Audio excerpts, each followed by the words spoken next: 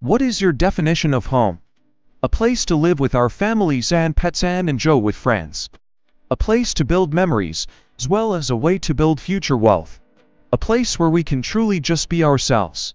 And whether our houses are big, small, fancy, or modest, they are our shelters and our sanctuaries. The word house is used to talk about a building made for people, or a family to live in.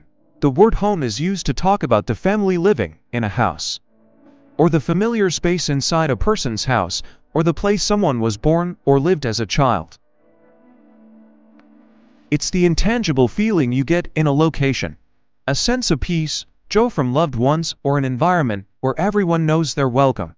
Home isn't easy to define, but you know when you're there.